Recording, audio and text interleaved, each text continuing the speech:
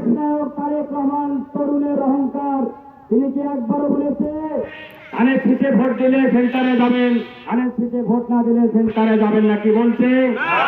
যারা ফেসবুক চালান, ইউটিউব থাকেন, তারা যদি কেন সত্যিকারের মানুষের রক্ত ভেতরে থাকে, তারেক রহমানের রক্ত শুনে ধানের শীতে ভোট দেবে ইনশাআল্লাহ। তারেক রহমান শহীদ রাষ্ট্রপতি জিয়াউর রহমানের সুযোগ্য সন্তান, বেগম খালেদা জিয়ার সুযোগ্য সন্তান। আমাদের এমন কোন নেতা কর্মী নাই যে তারা বলে সেন্টারে গেলে ধানের শীতে ভোট দিতে হবে, এমন কোন কথা বলে নাই।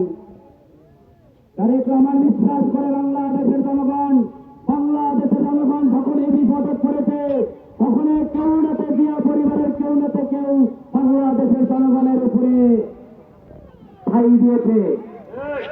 আপনারা জানেন হুসাইন মোহাম্মদ ইসলাম তিনি চেয়েছিল বাকশাল কায়েম করতে। আমাদের বেগম খালেদা জিয়া লড়াই সংগ্রাম করে জনগণের ক্ষমতা জনগণের হাতে দিয়েছে। হুসাইন মোহাম্মদ ইসলাম পরাজিত হয়েছে। এখন দেখেন ব্রিটিশ খুনি শেখ হাসিনা ইনিও চেয়েছিল, তার বাবাও চেয়েছিল রাষ্ট্রনায়ক রাষ্ট্রনায়ক তৎকালীন করতে, কিন্তু শহীদ প্রেসিডেন্ট জিয়াউর রহমানের সুযোগ্য সন্তান তারেক রহমান তার নেতৃত্বে ছাত্র জনতার গণ উত্থানে দেশ ছেড়ে পালিয়ে যেতে বাধ্য হয়েছে। তিনি বলেছিল কিছুদিন আগে তারেক রহমান কুলাঙ্গার, ওকে আমি নিয়ে আসবো।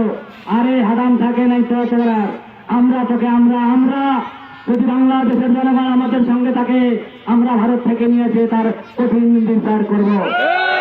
বাংলাদেশের জনগণ কঠিন বিচার করবে। ভোট নৌকায় দিলে সেন্টারে যাও, না হলে যাইও না। তারপরেও টেবিলের মধ্যে নাই এত অবিশ্বাস। আয় রে হায়, তাই বলে জনগণের প্রতি যোগদান।